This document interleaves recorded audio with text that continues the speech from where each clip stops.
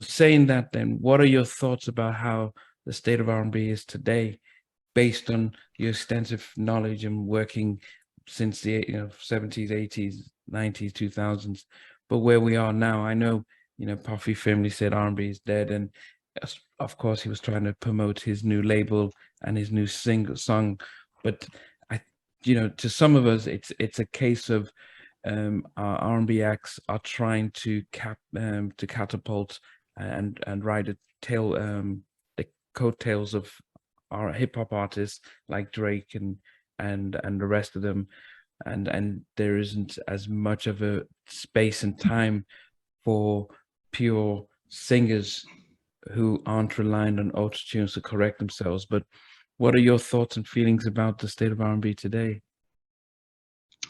Black music is very unique. Forever, it's revolved around its own orbit.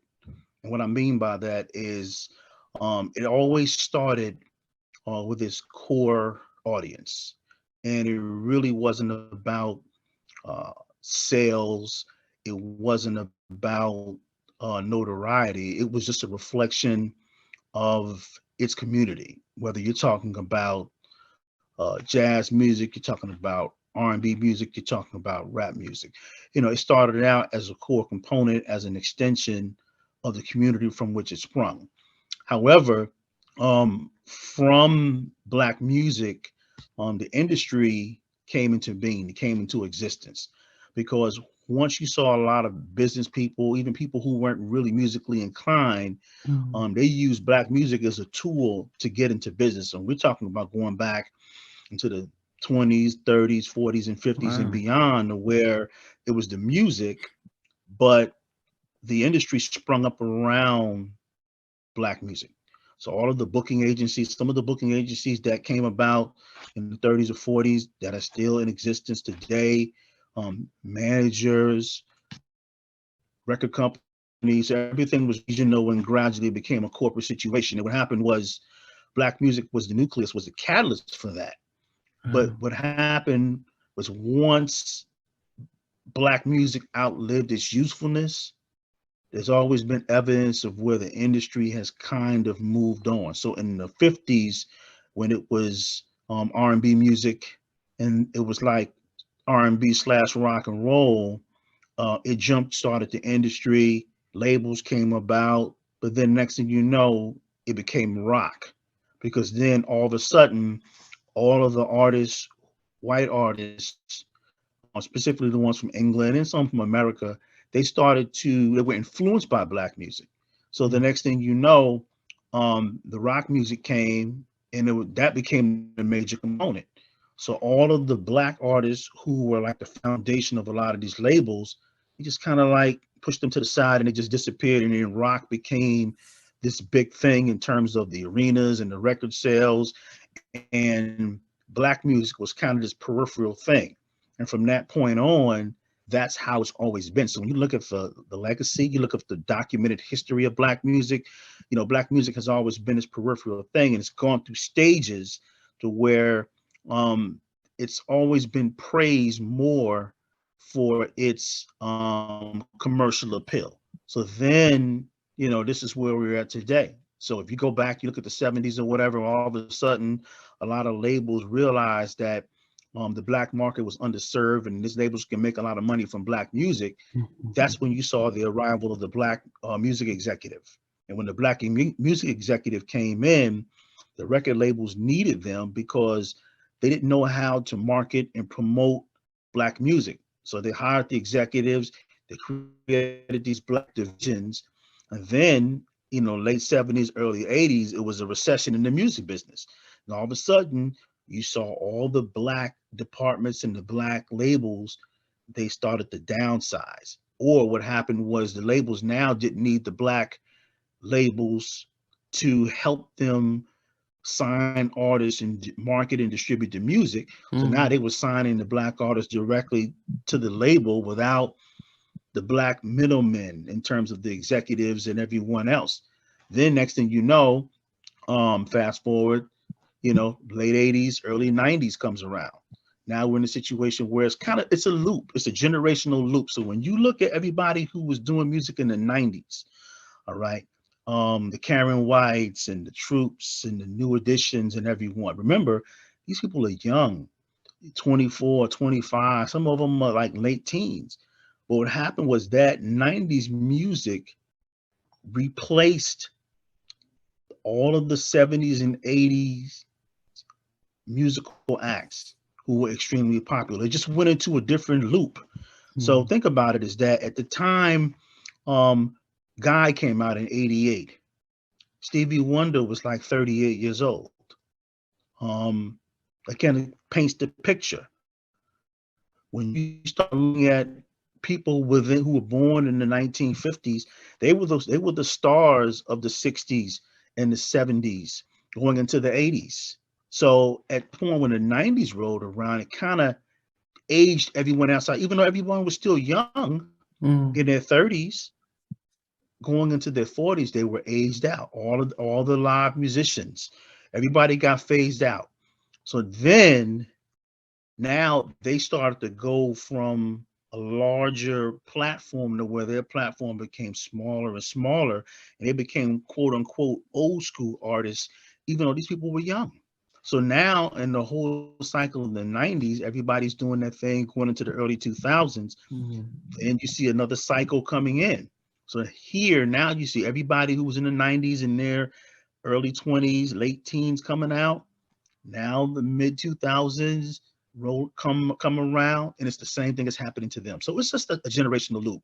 But one thing that's consistent throughout that transition is that Black music has always been in the peripheral. If you go back to the 90s and the early 2000s, when you saw all of these record labels, So Def and Rough Riders, and you saw a whole influx of Black people, performers, executives, and all of that. You don't see them anymore. It's a whole different changeover.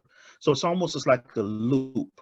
And that's why history is so important, because all of the artists who were really hot in the 90s and going into the early 2000s, many of them didn't realize what they did. They displaced the artists who came before them. And it's almost like they're displaced. So when you see the change in the music, when the 90s people were coming out with their music, even though for us, that's the equivalent of how our parents see 60s and 70s music. The artists who were out in the 70s and the 80s, they're looking at that music a lot of times like it's inferior. When Janet Jackson came out with her Control album, there was an artist who was popular in the late 50s, 60s, and 70s. His name was Lou Rawls. And when Janet Jackson came out with Control, and she was all over the place. I won't say exactly what it said because it was profanity laced, but he couldn't understand like what was the appeal behind Janet Jackson. So you see this. So you see a lot of artists that's coming out in the late 80s and early 90s. It's a whole generation of artists who are looking at them like they're not as talented. They don't sing. They're not technically sound in terms of singing. They don't play any instruments. When you see them on stage, they really don't give off. They don't put on a great stage show. You know, all of these different things. So the way a lot of artists who were out 25 years ago, they're looking at this era the exact same way. But you know, when you bring it in all together, there are some exceptions. But if I'm Patti LaBelle, if I'm Gladys Knight, and you know how great they are as singers, and they look at somebody like a Keisha Cole, or they look at whoever is hot at the time, early 2000s, they're looking at somebody in the late 90s, and they're singing, they're lip syncing, or they're singing off dance tracks or whatever, and there's no live musical instrumentation. You know, people who came up in that era, they were performing artists.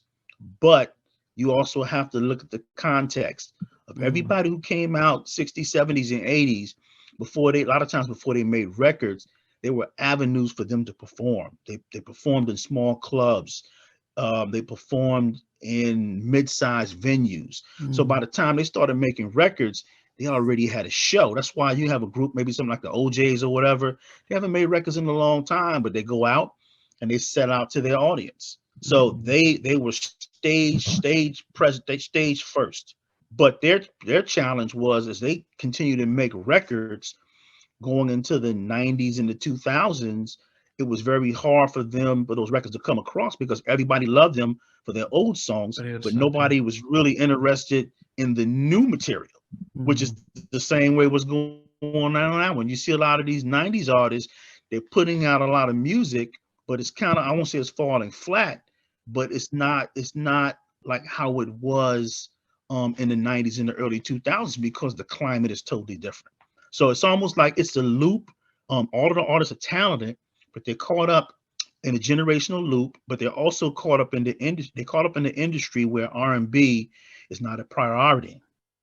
It's not a priority anymore because the whole climate has changed. See, a lot of these artists that were out during that time, they thrived in a record industry that had money. They had budgets.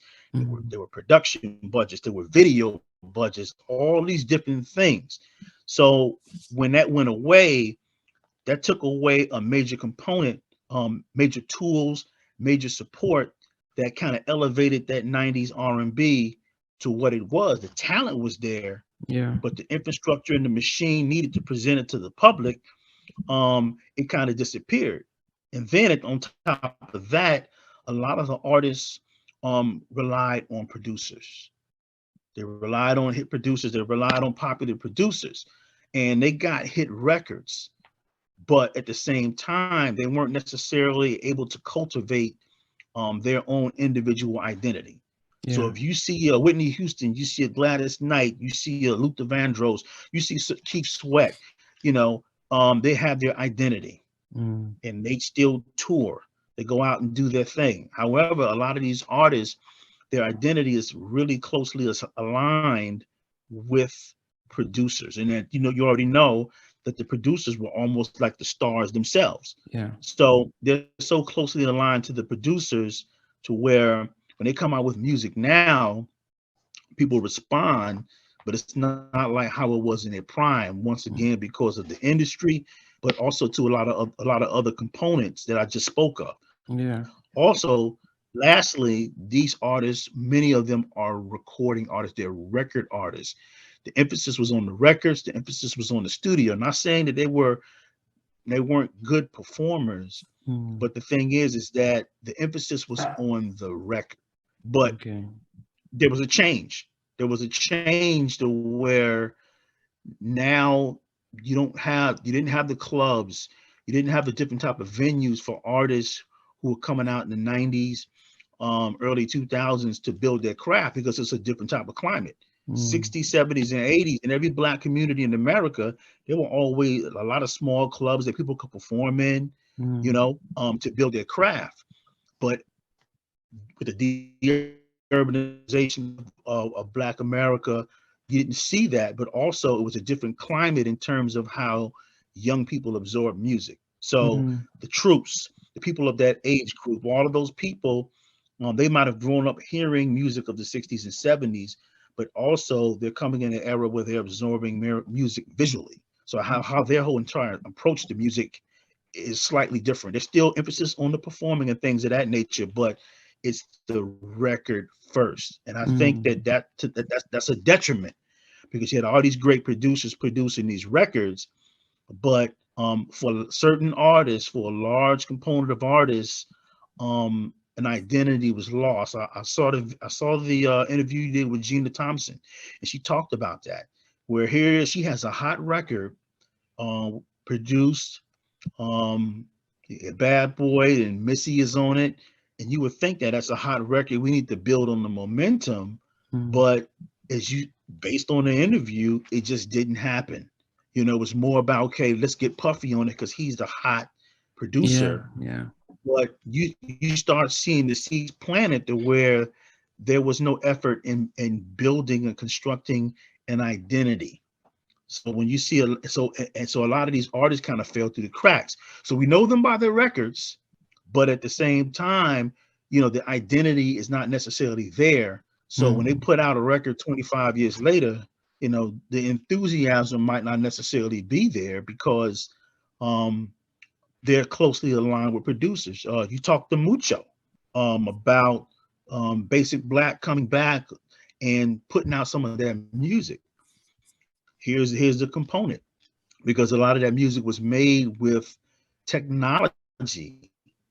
He said it was a challenge in bringing that technology back to reproduce that Okay. music Yeah. the way it was that came out in the 90s.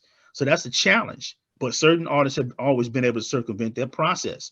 Keith Sweat travels with the band. Joe Levert would advocate the people around him hey, you need to go ahead and take your money, invest in the band. That way you always will have a show you can always perform. So you start to see it a little bit better. You see Genuine with a band and certain type of artists or whatever band, but it's, R&B, man, it's out space to where it's not on a larger platform. Yeah, it would be great. It needs to be on a larger platform. But when you look at the recording industries, they've downsized, and R&B has always been peripheral. It's always been peripheral music. And then think about it: the people who listen to that music, they're in their 50s. So you also got to look at the fan base. Back in the 90s, people were buying music a lot. That was the thing. Yeah. The sales were there. But now people are in a certain age group, that disposable income is like kind of shifted. So they're not plugged into social media 24/7 Yeah. and looking for the latest from this particular person. So if the music is not in their face, it kind of just flies over their head, or that they don't catch it at all. So Yeah. R&B is in a unique space. But the great thing about it is that now the playing field is even with the downsizing of the record company. So all you need to do, if you're an artist, the people who love you, the platform that you service for these people, hey, now you're able to go ahead and let people know that you have music out, Yeah. and you can go out and go tour. So the artists who are touring now in these packages now, it's no different from you seeing Freddie Jackson and Howard Hewitt and Yeah. Jesse Osborne. These guys were big in the 70s and 80s. They're going out on tour together. It's the same thing. It's just a generational loop. Yeah. Well, I mean, it is something that we would hope that the loop comes back, and as everyone starts to figure out how to earn a good living from the music industry, that we as fans will be able to get a good quality and stuff. But guys, let us know what your thoughts are But you about did, uh, but you did say something. I'm sorry to cut you off. You did say no. something. Is that there's a difference between the music in that period and the music that's out now. But you have to look at the people who are making music now. This generation is like the first or second generation that's grown up exclusively on like rap music. Exclusively. Even though some of the female artists, they may look at Brandy. Brandy is their Aretha Franklin. You see all the new artists that are out, but we're looking at a time period where everybody's exclusively, this is the first and second generation of people who've grown up with rap music, unlike the people in the 90s that grew up with R&B. So it's going to reflect in the music. Also, you see the experiences, the depth, the people talking about love and all these different things. But if you look at the music that's out now, everything takes place in the club. Everything takes place in the clubs, so you don't have a variety of experiences. And with the artists being younger and younger, you're not going to get that depth.